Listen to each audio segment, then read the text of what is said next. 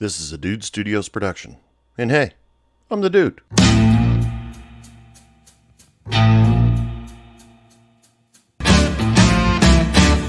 bartender, pass me a drink. The reason that I'm here is I need time to think. All the ways of the world. Welcome back to Hey Bartender Podcast. I'm your bartender. You can call me the dude or you can call me Anthony. That's totally up to you. Today, I got a special show for everybody out there. I have my special guest who is a bartender, a professional licensed mixologist, and a former bartending instructor. Everybody, would you please welcome to the show Kalen Whitney. Kalen, welcome to the show. Thank you so much. Hello. And I'm sorry I did butcher your name for a second there, calling you Caitlin. And I did see that TikTok where where you say that people butcher your names all the time. I cannot begin to tell you how often that happens. Does not faze me. Don't worry. That's awesome. Okay.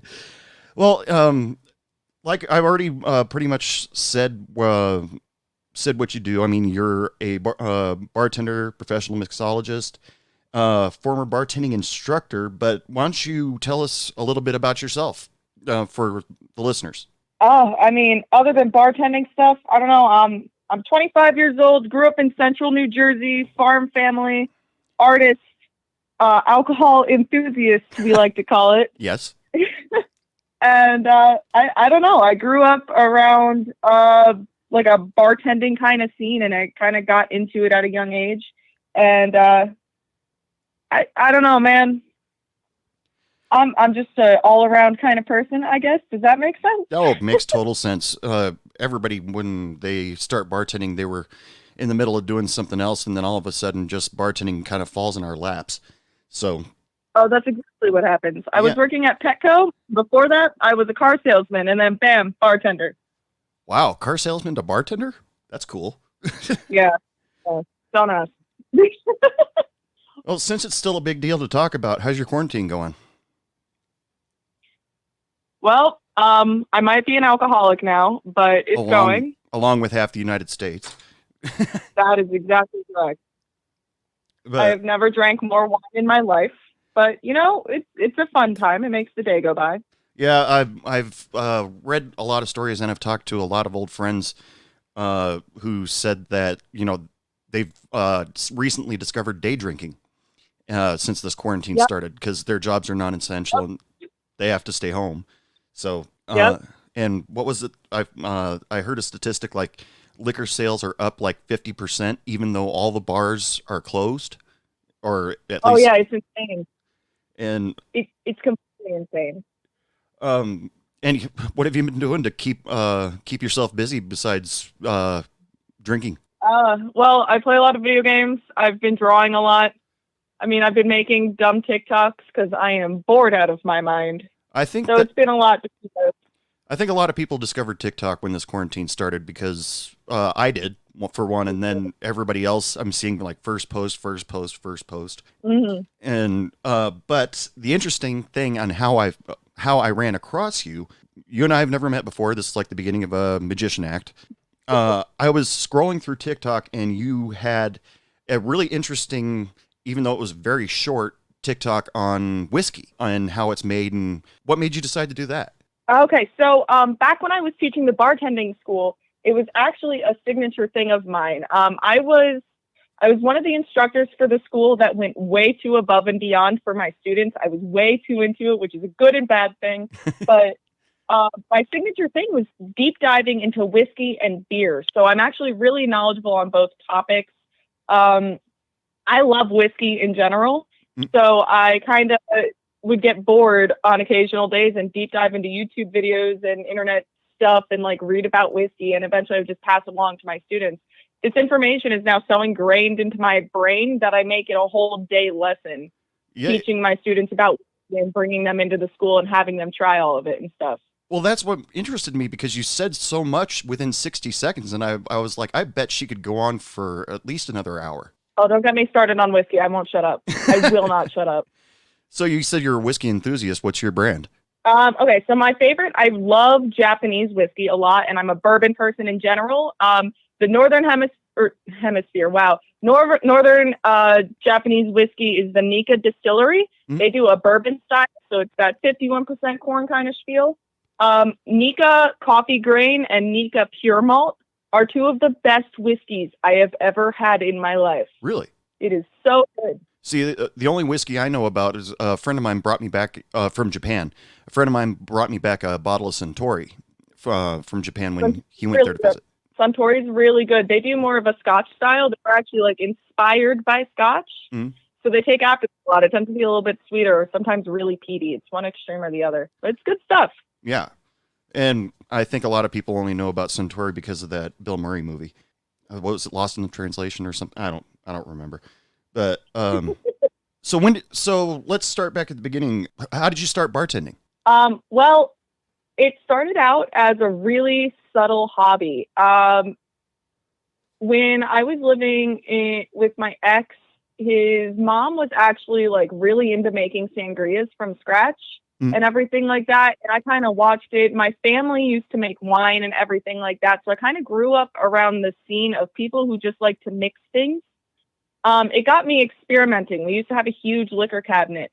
So I'd play around. And I remember when I left working at the Subaru dealership and went into Petco, there was a bartending school. And they were doing a special for the class. It was like $250 to take the damn class. I was like, hell yeah, I'm going to do that. Yeah. I want to do it on a whim. It's something I always wanted to get into. So I take the class.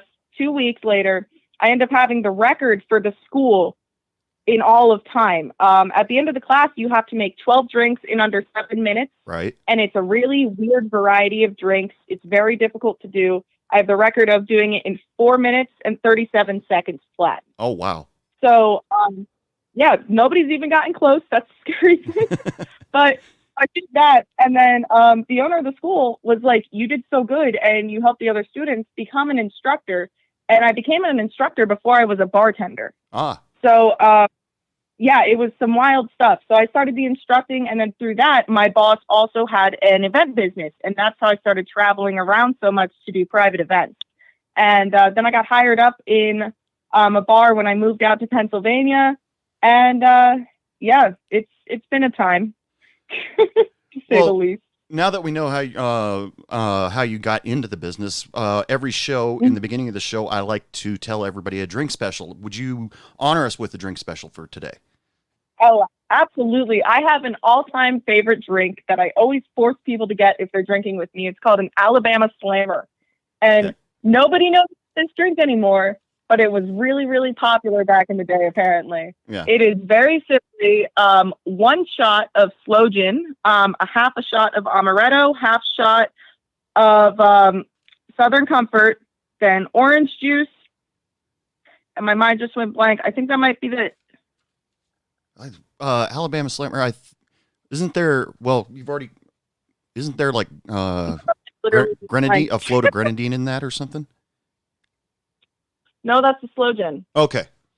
Yeah. Okay. Yeah, that's it. Actually, yeah, it's the amaretto, slow gin, Southern Comfort, orange juice. Very simple. There's a lot of variants of it. Like some people will put triple sec instead of a full shot of slow gin. It'll be half and half. But that classic, we like to say in the bartending school, the way to remember it is OJ's ass got thrown in the slammer. Because it's orange juice, amaretto, slow gin, Southern Comfort, OJ, ASS. Okay, good way to remember that. Hope everybody writes that one down. Well, thank you for that. That's awesome. So, so you went from being joining a bartending school. I went to bartending school actually also. My time for my pour out time, I don't remember how many drinks or how much time. I'm pretty sure it wasn't as good as yours because my memorization skills are absolutely horrible. When people give me a list of things to remember, I've got like the mind of a goldfish. But after repetition and all that stuff, then I start to remember things. Yeah, I remember the drinks being all over the place. She gave me all tropical drinks, and I was like, "Oh, don't give me those, jeez." And so, but she avoided the really easy ones to remember, like the Long Island iced teas and any martini drinks. I was hoping for something simple, but she challenged me. She said, Oh, they did the same to me. We had a list, and then like it would be certain drink variants, and then it would be the exact recipes and stuff. So if I'm remembering this correctly, because it's been like 6 months since I was at that school, it was 2 martinis, a margarita, 2 rocks drinks, a shot, but it was 2 shots of that shot, if that makes sense. Mm-hmm. 3 Collins, one of which is a Long Island variant, 2 highballs, something else probably. Mm-hmm. I don't know if that was 12. Yeah, and everything would have to be shaken or stirred accordingly. We would ask for specific bottles, everything down the line. So it got annoying, but yeah. Did you have to do the actual pour? Did they do the simulation like water or food coloring in water? Yeah, it was the food coloring in the water. We had a full bar set up. Each location for the school had like 4 bars in it. So like with the soda gun, full ice machine, everything, it was properly set up. Oh, okay. Yeah. You get the full experience then. Absolutely. And even we would have the points where when I was instructing, I would tell my students, if somebody's doing their speed test, we're all going to be the annoying customer. Oh, really? And that got kicked fast. We had a friend walk in.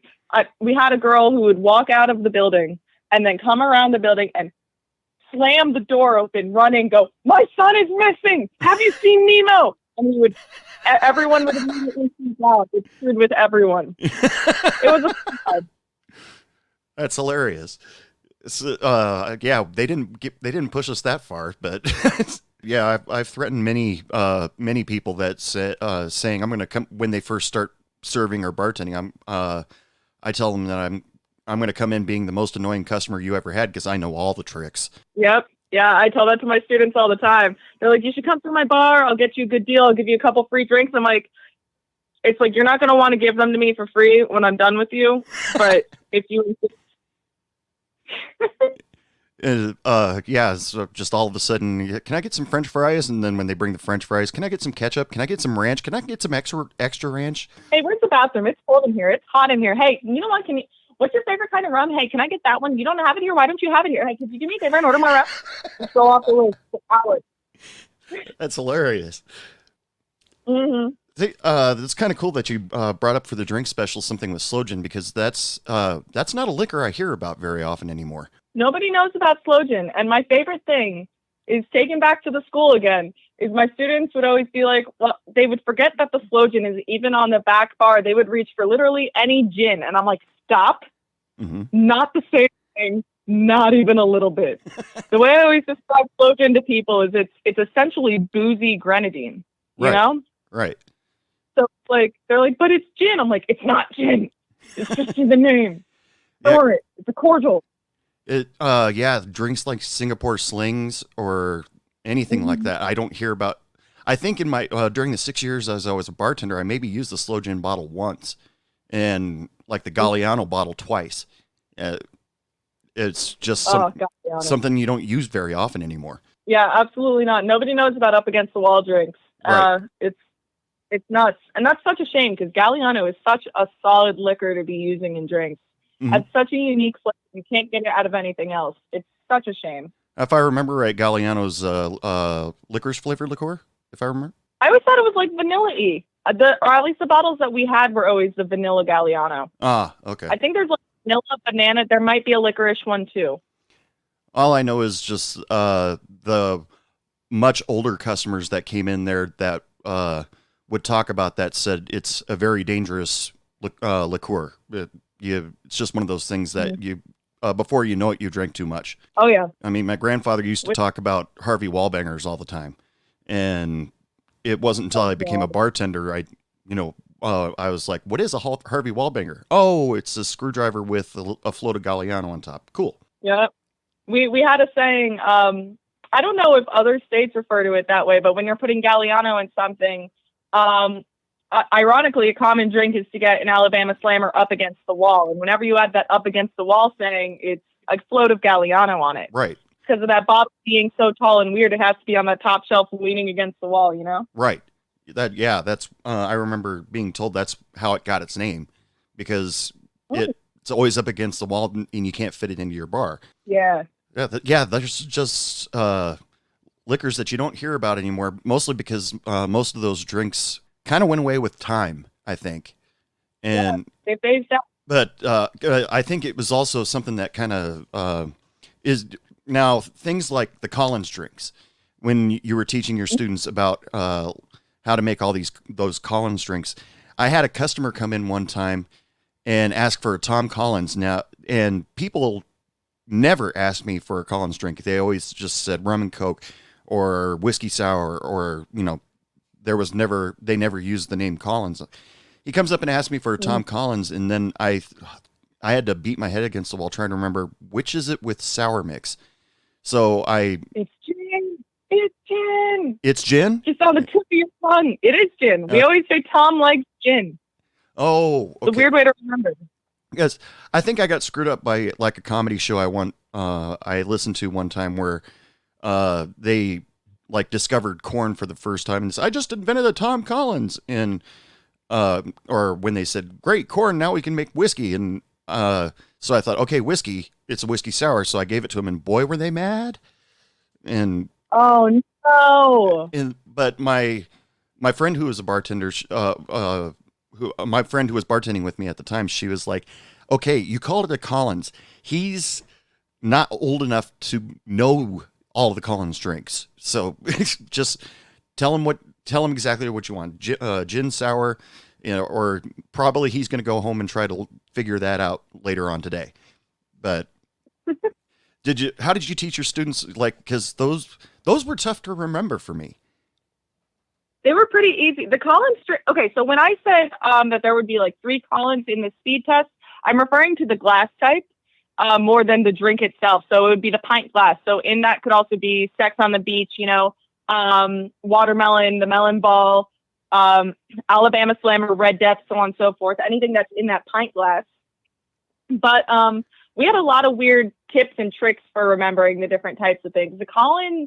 The traditional Collins, being the sour mixes ones, were really easy because the only 2 that we taught that had specific names were the Slow Gin Fizz and the Tom Collins. The rest would be like a vodka Collins, things like that. And I'm like, whenever you hear that name, liquor Collins, it's the liquor sour mix Sprite, essentially, or club soda, or whatever kind of soda the customer wants. And they're like, oh, okay.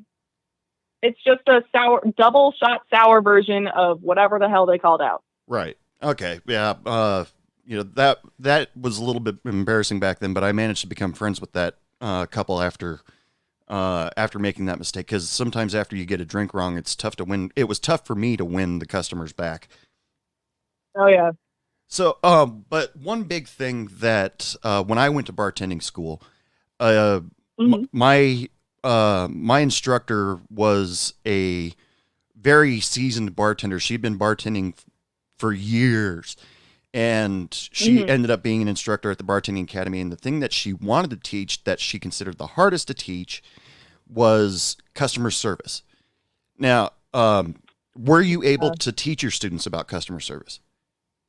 Absolutely. So it wasn't recorded in our curriculum fully.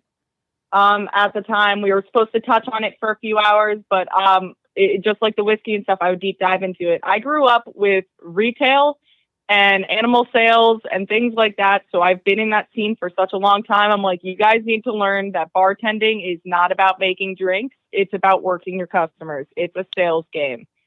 I'm going to teach you how to do this.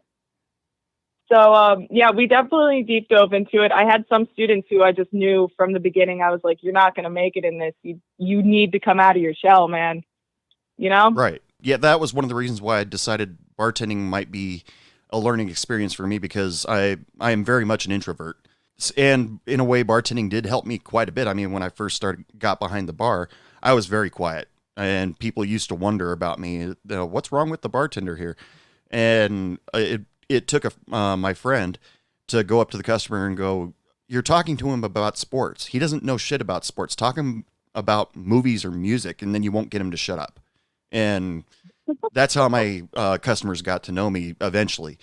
And because they automatically thought, well, he came in wearing a Yankees cap. So hey, how was that Yankees game? I said, I don't know.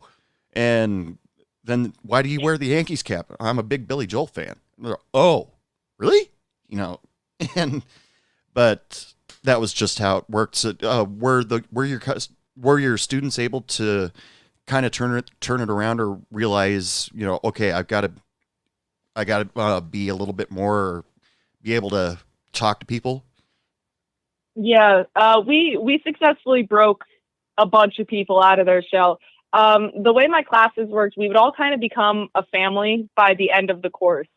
We're all picking on each other, going insane at each other. I made it my personal business to make every student feel like we were friends, like close friends. I would go out and get drinks with them on Fridays after class a lot, because school is so conveniently right next to a brewery. Oh, of course. So, yeah, we've gone and get drinks a lot, and I would bring them into the physical scene and be like, this is how you got to be, man. The class wouldn't end after the class was over if the student was by my side. So I would make it a point to break them out of their shell as best as I could. And sure, there were the occasional ones here and there who would go through the entire class not saying a word. But I would call them out and freaking reward them for every single word that came out of their damn mouth until they were just that overly talkative person I know that they can be when they're around close friends, Sure. Yeah, that's a great thing to teach when you're going to a bartending school, because for introverted people, that's really tough to do. And I mean, I've seen teachers, not in the bartending school, but in other classes that I've taken, where you've got that really, really introverted person, and the teacher calls on them for an answer, and then they run out of the room crying, and yeah, because they just don't want to talk. But yeah, bartending people would have to realize, oh, you've got to be talkative. You have to be able to upsell. You have to be able to be entertaining. Absolutely. I always had to stress that too. It's kind of funny because whenever the school started, we would have the owner of the business come over and greet all the students, tell his backstory, and he'd be like, "Listen, ladies, I'm gonna be honest. You guys all got a home advantage in the bartending scene. You don't really need a personality. Men, you got to really play up your game." It was so messed up. Yeah. Oh. Yeah, I've heard that speech, a different rendition of it. Yeah. Of course. Is even a lot of bartenders I've talked to, when I was in my 20s, they sat back and said, "Okay, you have to realize you don't have much of a lifespan as a bartender, because once you reach a certain age, people won't hire you anymore because you're too old." Now, and one girl said, "Women can bartend forever," and I was like, well, okay. I don't know, man. I beg to differ. I've seen a lot of those really chill, old bartenders who have that nice little handlebar, curly mustache, Oh, and the white hair and the rolled up sleeves and tattoos and stuff. They're badasses. Yeah. You just got to look the part. And in having a strong background probably helps, or Truly. good friend that owns a bar, maybe. I don't know. It helps. Definitely does.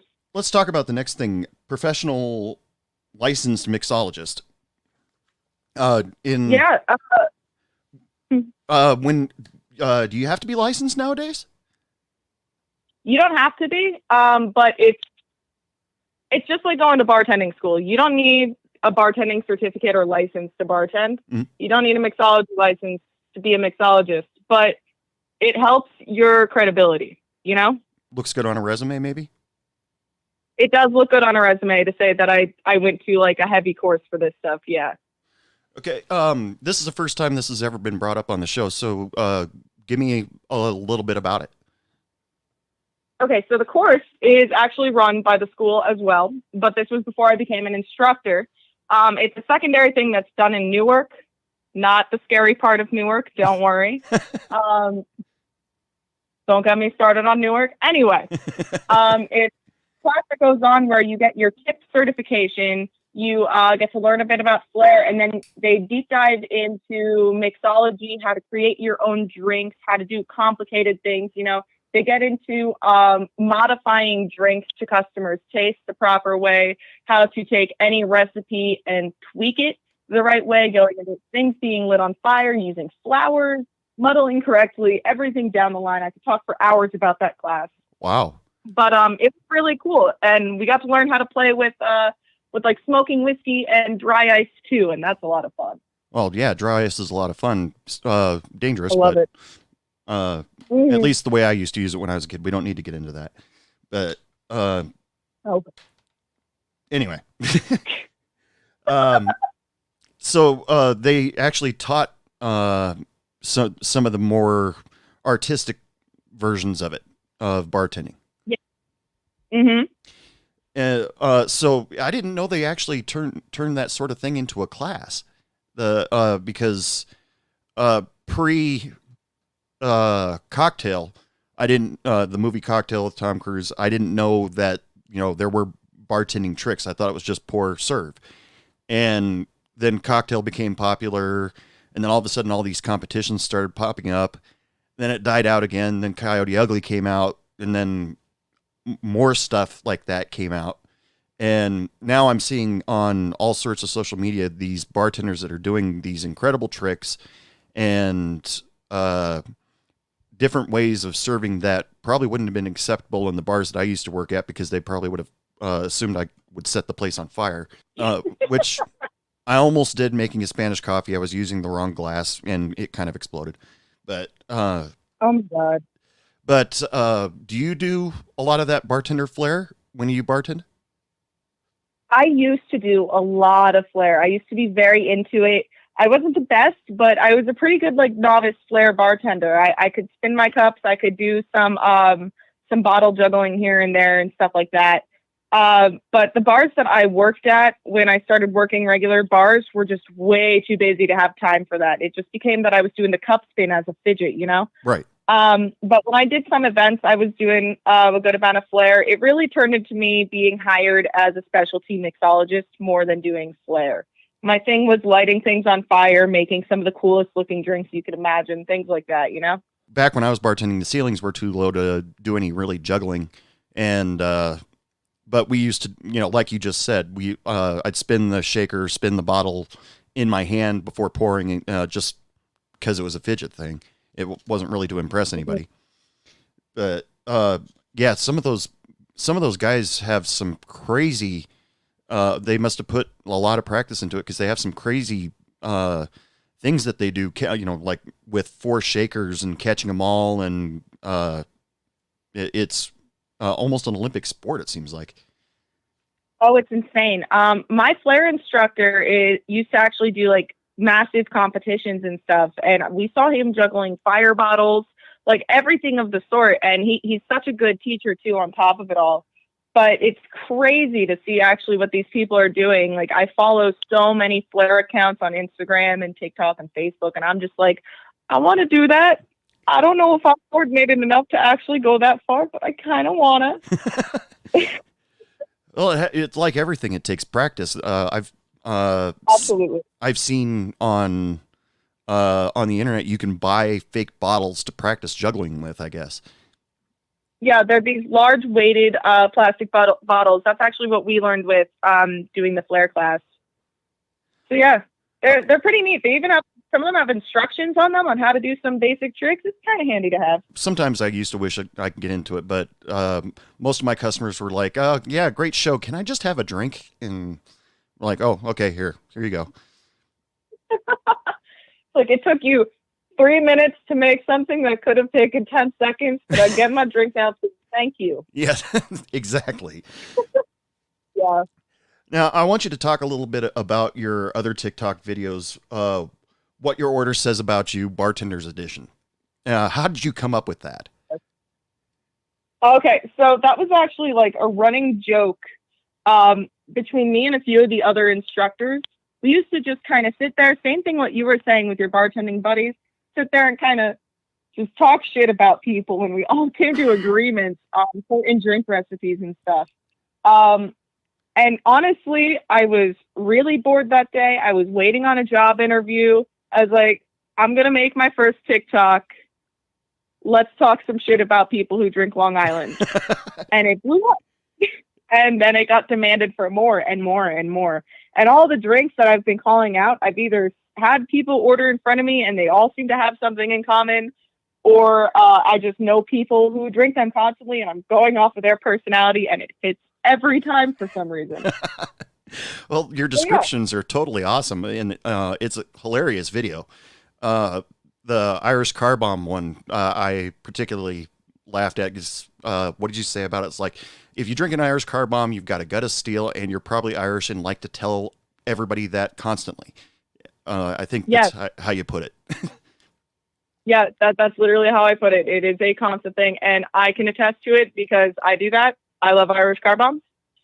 I talk shit about myself in those videos too, man, especially when it gets down to the whiskey, and I'm sitting there like, whiskey people think they're better than everyone else, just a little bit in the back of their head. I'm like, yeah. Now, yeah, sometimes I feel a little elitist. You mentioned also in there that your name Kalen is Gaelic, and so now that you said that you are into Irish car bombs and know a lot about whiskey, so you do have like Irish heritage?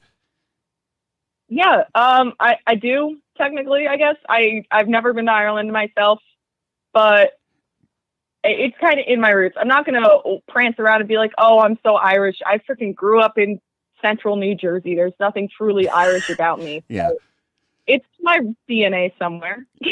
Yeah. It's in my liver, rather. It's definitely in my liver.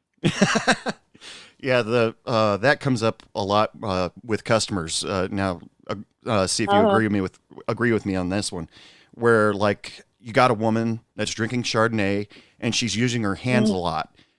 And I automatically start thinking, I bet she's Italian. Oh yeah, absolutely. Every damn time. These people talking with their hands are always Italian or they're Jersey Italians. Every time. Okay, so I was right about that. But no, absolutely. Probably end up stealing that for a video though. Yeah, go for it. Thanks for that. Go for it. On your videos, people keep asking you for it, and your most recent one was the tropical edition. So you saying that you really miss the beach, and so that came up. So, but the way you go through each one, have you done one on like the people that are like connoisseurs of beer? I mean, you got your people that just want a beer, order a Budweiser or Coors Light, something domestic. To all the people, I keep getting messages of people being like, "Do a beer edition." I'm waiting for 15,000 beer edition. Okay, so keep in mind that. So I got to tell my listeners to keep that in mind. If you want her to do a what does your order say about you beer edition, 15,000 followers, make it happen. Heck yeah. That alone is going to make you TikTok famous. You could probably do a whole YouTube series on that. I mean, people keep telling me to do YouTube. I'm one of those people with the tiniest attention span and ability to finish things ever. I need things I can do very fast before my attention span runs out. That's why I really like TikTok, because it's quick to record, quick to edit. It's out in an hour.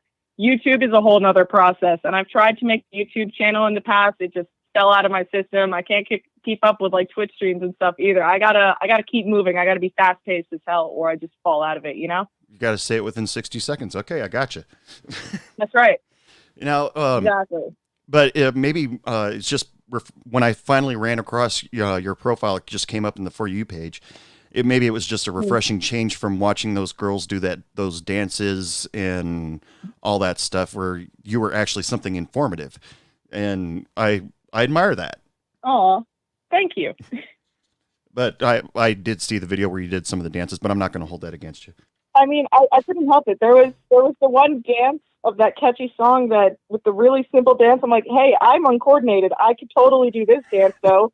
Wait, I could drink while doing it. It's even better now. Yeah. I saw you holding liquor bottles while you were doing the dance.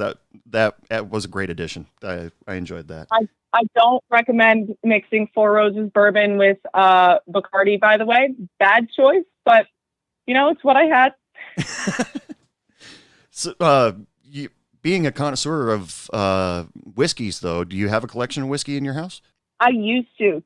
Money's been a little tight recently because of the quarantine. You know, Obviously. I'm trying to get them to go through and everything. But I used to have quite the collection of whiskey. At all times, I would have my Nika Pure Malt and Coffee Grain on me. The Four Roses single barrel. Yeah, the single barrel is a really good one that I would always have. Woodford Reserve. Blanton's is a favorite. I'm a big bourbon person, in case you can't tell this one.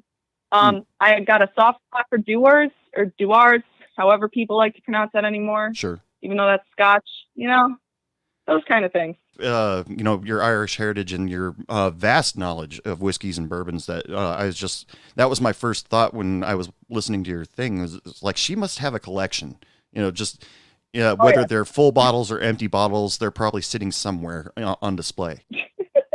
I do have a ton of empty bottles in a box right now. I'm waiting until I move out to actually put them out on display. And that wasn't an insult, I swear to God, because everybody's got their own thing, you know, that they are proud of and have a huge collection of it. I mean, there are tons of TikTok videos where people have more cosplay stuff than I ever thought was possible. So. Oh yeah. Definitely. So when you got to be a bartender, you said your first basic bartending job was a traveling bartender. It was through my boss at the time, but also I did it on the side. Through my boss, I probably did like 6 events, but on my own, I had to have done over 40. I feel like.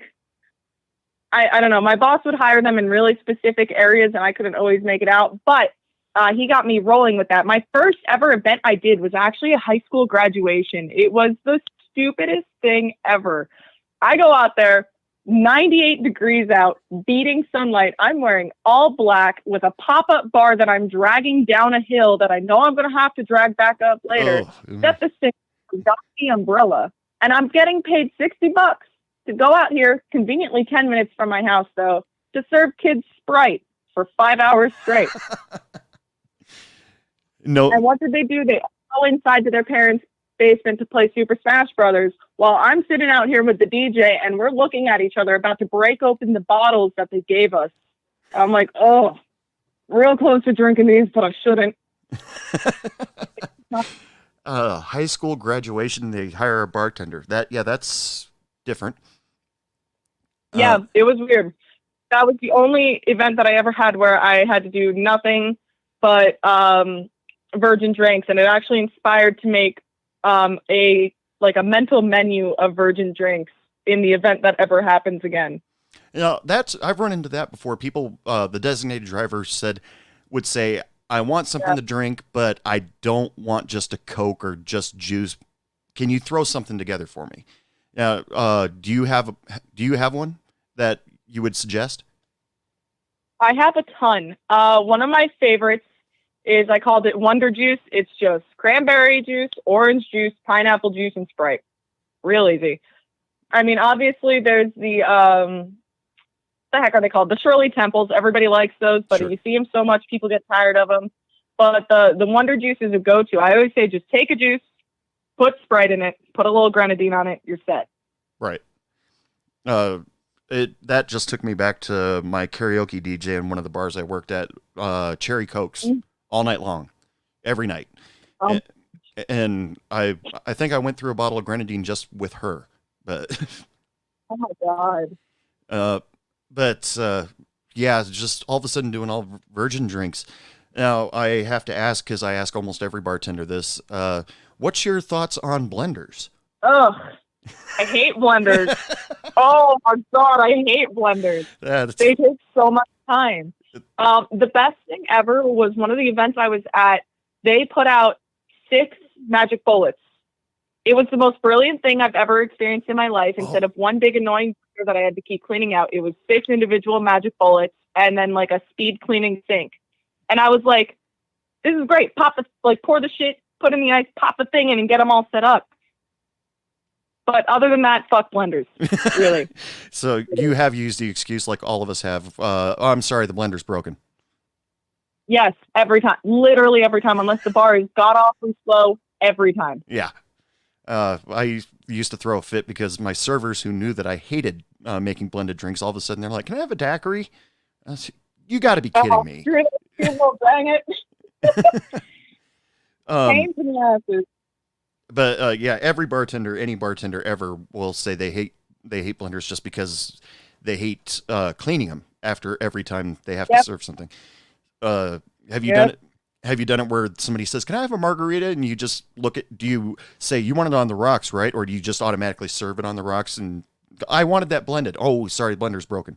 But I always default to serving that on the rocks. Always.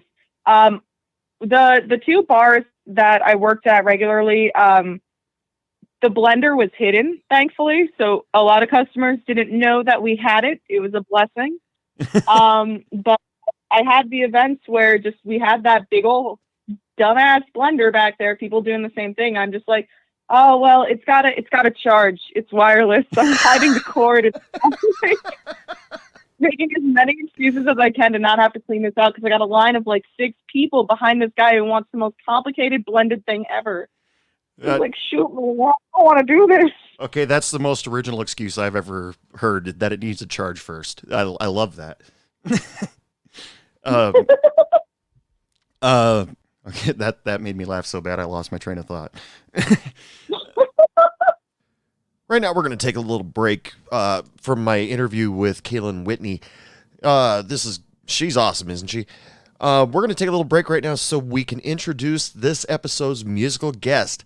She has been on my show twice, or at least her music has, twice since I started. She's an amazing songwriter, amazing performer. I'd like to introduce Abigail Neilson with her brand new single, Ruby.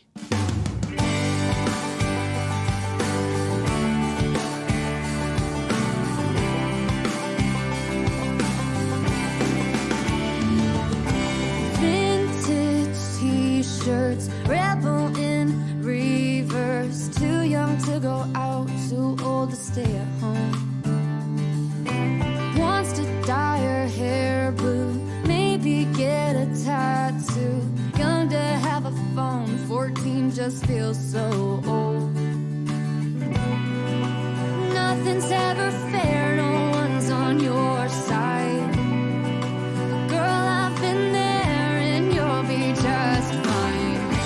Too young to live, too young to die. Too many choices to make, but at this time, let your heart break, but never again twice by the same hand.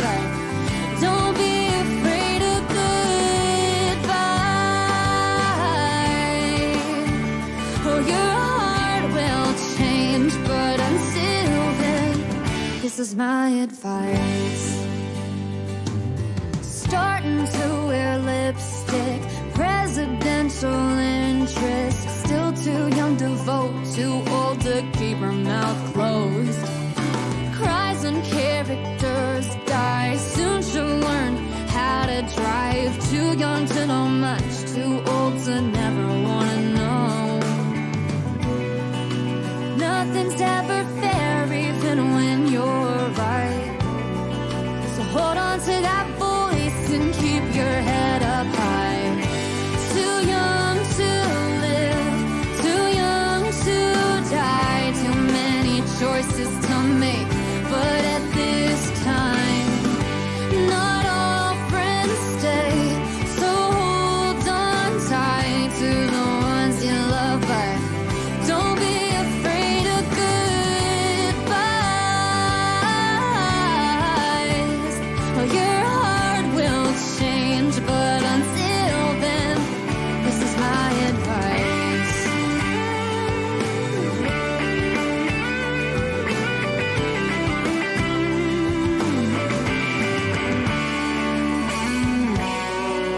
No one ever said life would be this hard, so go in head first and trust with your heart.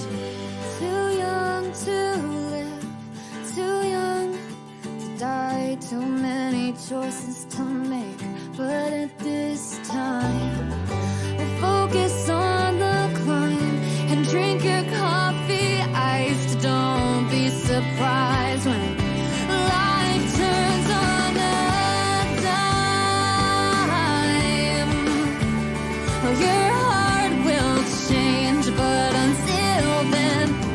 This is my advice.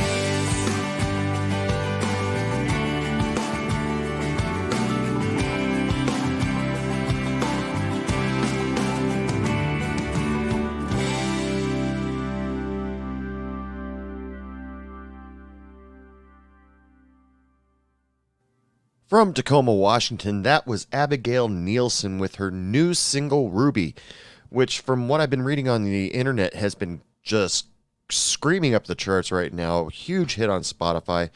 If you guys want to go check out more about her music, more about her, she has a website, abigailneilson.com, I think it's called. You can check her out on YouTube. You can check her out on Spotify, iTunes, if you're in the Seattle, Tacoma area, I met her while walking through the airport one day when she was performing. AbigailNeilson.com is where you can find out where she's performing, where she's, find out more of her songs. Go out and check her out today. She's always been really generous to the show, and, that's just what I'm all about, is promoting new and upcoming artists. If you want your music to be put on my show, just email me, dude@heybartenderpodcast.com, and I will make it happen for you. But until then, I think I've got my wits about me again. Let's get back to the interview with Kalen. Okay, so you eventually did go from being a event bartender to actually working behind the pine. Yeah. And so was that the time where you really got to put your customer service skills into action when you're working behind the bar? Yes and no, because my customer service skills were always in action, even at events. I've worked events with upwards of like 200 people, and I had nothing but one of my students at my side. So it was always a game with me. But at this time, it was less customer service skills and more coworker service. So I don't know. It's kind of natural to me, so I don't even think anything of that. But working behind the regular bar was definitely a bit of a culture shock. I was much more comfortable with my events working open bars where I didn't have to worry about registers and the POS system and stuff.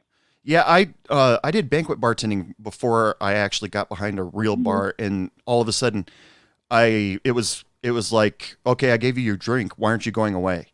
When I got behind a real bar, because when I was banquet bartending, people would walk up to the bar, get their drink, and then they go back into the party. But people, it's a culture shock. Yeah, people would actually sit at your bar and start asking questions or wanting stories or something, and that took me a while to get past. And but I'm like, we got video poker, we got pool tables. You don't have to talk to me. But realizing, that's what people go to the bar for. Yeah, that's what. They just want to shout up the bartender. Right. But so tell me about your the types of customers that you used to serve in your bar. Okay, so I worked two very drastically different bars. One was a cigar bar, so it was like a cigar shop with a bar attached. Those were whiskey and beer people. Lots of like upper middle-aged older men and stuff. Cigar nerds, obviously, whiskey pairings, things like that. Mm-hmm. But the other bar I worked at was a college bar. Drastically different scene. That was the party goers. Very different. So, yeah, it was exactly what you expected at the college bar. The cigar bar was a time, to say the least. Very prim and proper, yet chaotic all at once, Mm-hmm. And then you go to college. You go from serving probably whiskey pairings with whatever cigar into lots and lots of Miller Ultra. Actually, it was Yingling and pickleback shots. Yeah, Yingling. I've never had a pickleback shot until I worked at the college bar, and I never wanted to try one. I was like, pickle juice is gross.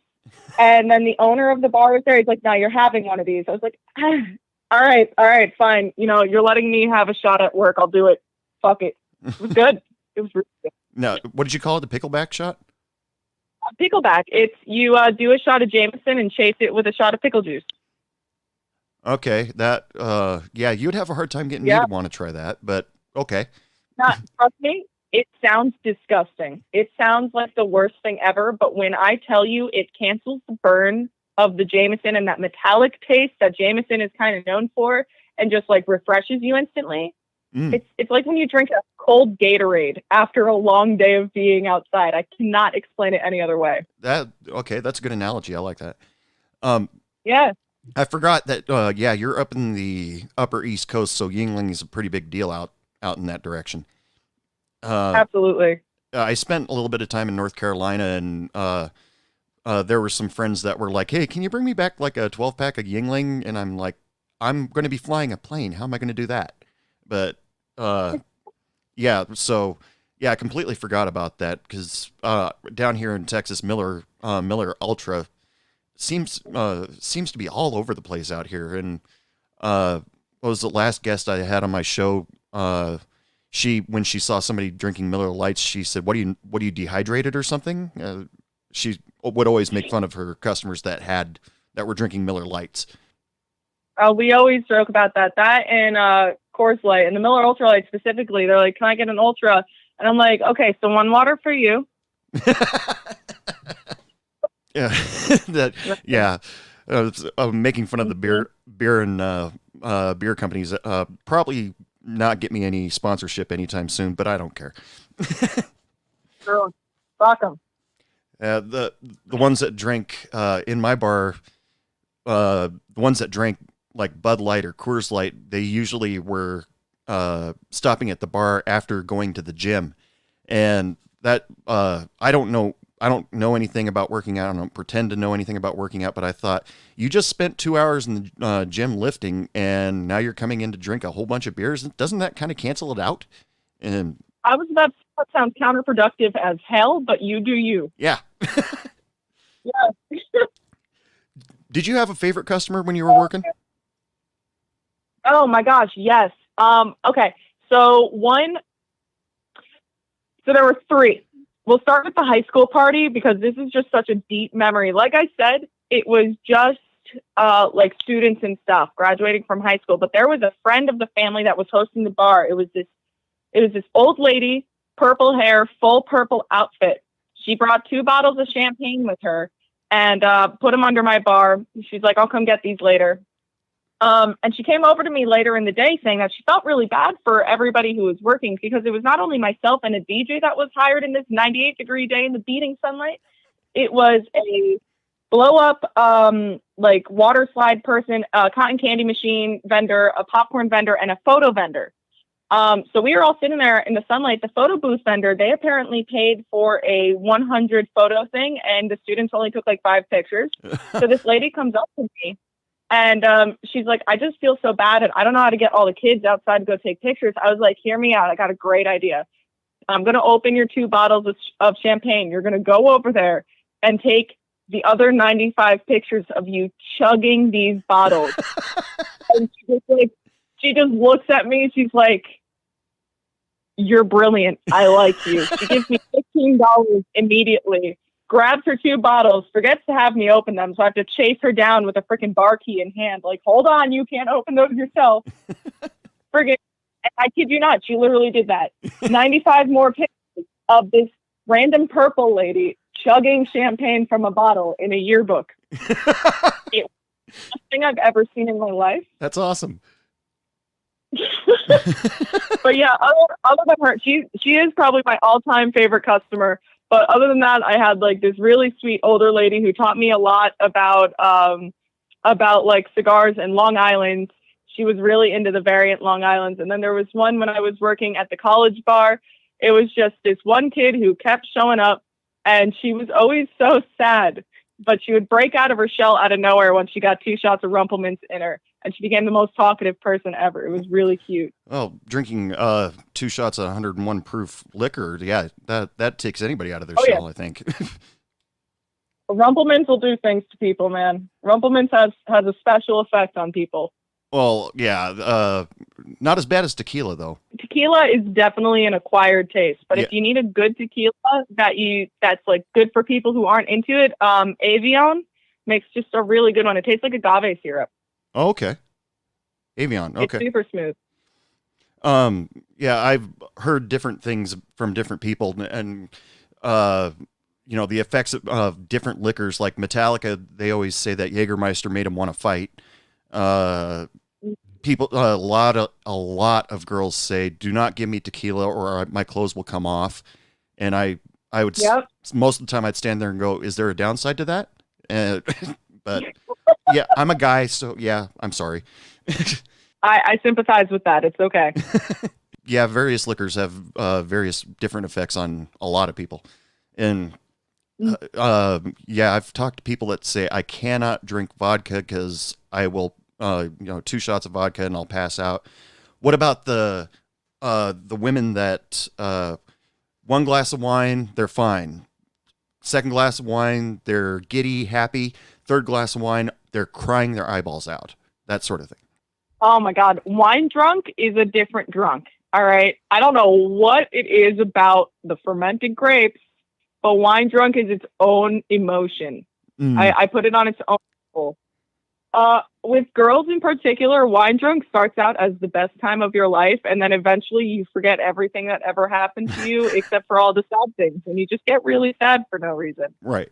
Also be another extreme where you cannot stop being overly happy to an annoying extent. Wine drunk people either talk too much or they cry too much. Yeah.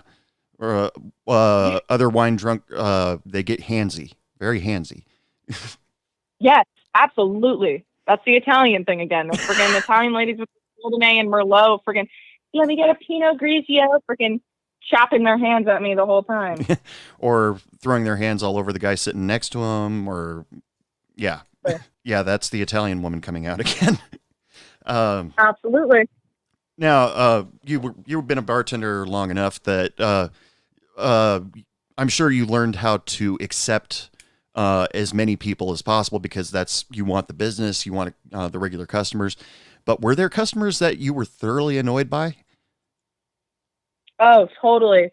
Oh my God, don't even get me started on some of these people. There was this guy at the college bar who would come in exclusively to harass every girl that was in the bar. I almost fought him so many times. And obviously the violent drug customers annoy me, Right. but I got to say the worst one, it wasn't even when I was bartending. I just went to Hooters on a whim because I love their wings with like a friend of mine. Mhm. I walk in there to screaming. There was a guy at the bar who was freaking out because he was there with his family since I think they were saying 12 p.m., like midday, and it was already 9 o'clock at night.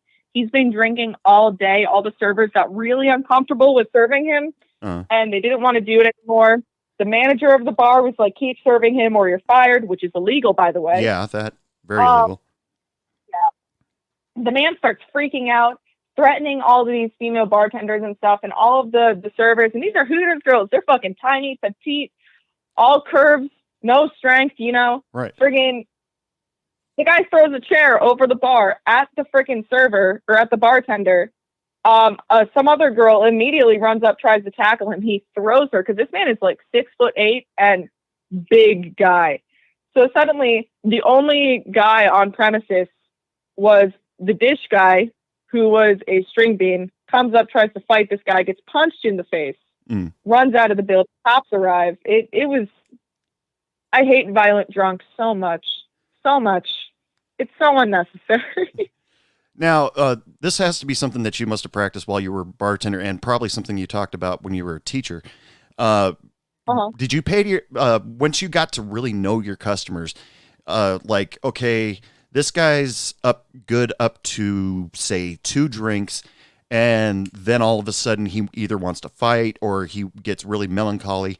Did you have to run? Did you do that a lot? Did you pay attention to that sort of thing? Absolutely. I was taught that in tip certification and the serve safe stuff.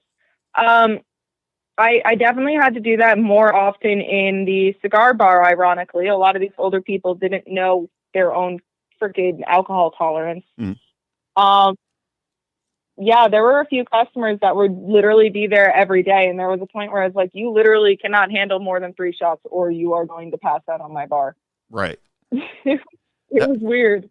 That was a tough thing for me to keep track of, especially if they were drinking at another bar before they showed up at mine. Yeah, it's really hard to keep track of, but eventually you just learn to read their face or how they talk, the way they walk, so on and so forth. A lot of my guys would get really red in the face when they got drunk, like really red. I'm like, all right, you're kind of salmon colored. We're going to cut you off. Now that's a problem that I have. My mother's Vietnamese, and and so the Asian gene in me, when I get alcohol in my system, no matter how much, alcohol's in my system, I turn red as a Budweiser sign, and it's kind of embarrassing, to the point where I really don't drink all that much out in public. And, so that became the telltale sign for a lot of my friends, like, cause I rarely drink, but if I happened to be in their bar on my birthday, they had to serve me something.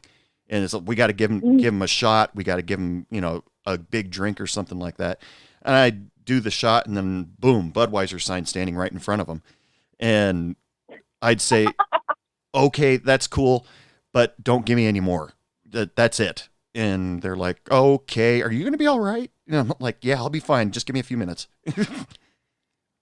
Oh, don't be ashamed. Drink some ice water, cool down. You got this, man. You gotta eat some protein. It helps your blood a little bit more. Bring it down, Okay, that's some good advice. From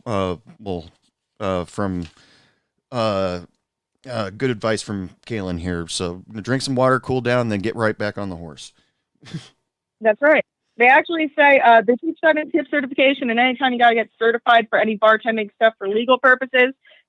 It's not carbs that'll help your drinking, that'll help your drunk rather, it's protein. So get those chicken wings, get those mozzarella sticks, get a slice of pizza, something like that. Get the protein in you. It'll help bring your drunk down a little bit. Yeah. Just enough to still have a good time. Exactly. So anyway, this has been a cool conversation. You're really awesome. But this hour just flew by. But it already wow. Yeah. Well, thank you so much for being on the show. Taking some time off during your quarantine. Is there anything that you would like to promote yourself? Do you want to like tell people about your social media, or you have anything coming up? I am a bartender for hire. I work the tri-state area primarily. If you pay enough, I will fly out to other states, though that's going to take some negotiating. If you want to hire me, my email is drunkendragonbartending@gmail.com. And other than that, my TikTok is Kalemander, which is KALEMANDER. If you want to see me spazzing about whiskey and chugging a gallon of wine at a time. And believe me, everybody, it's worth watching. Thank you. Okay. But anyway, thank you so much for being on the show. Thank you so much, man. You have a great day, then. You too. All right, people, it is last call for alcohol. Yeah, you might as well come up to the bar because I don't have any servers out there. And if you don't come up to the bar, you ain't getting shit from me. So, hope you all enjoyed the show. Thank you so much to Kalen Whitney for being on my show. You were awesome. I'd also like to thank Abigail Neilson for allowing me to use her single Ruby, available on iTunes, Spotify, wherever you download your music. And, I'd like to thank my audience. If you want to get in touch with me, all you have to do is email me, dude@heybartenderpodcast.com. If you want to follow my social media, you can jump on Facebook. It's Hey Bartender Podcast. Or Instagram, Hey Bartender Podcast. Twitter, not there that much, so we'll just kind of set that on the side. Remember to get out there and show your support for Hey Bartender Podcast by getting on iTunes, Spotify, wherever, and give me a rating. Give me a stars or comments. Share, like, and subscribe to Hey Bartender Podcast. Visit the Hey Bartender Podcast website. That is www.heybartenderpodcast.com. There, I usually put drink recipes. I put the latest show, links to all the past shows, and a blog that I might jump on every once in a while. You never know. So anyway, thank you all for listening. And as usual, I just want to extend to all of you lots of love, lots of sex, lots of happiness, and don't take any shit from anyone. Good night. What do you mean it's last call? I just got here!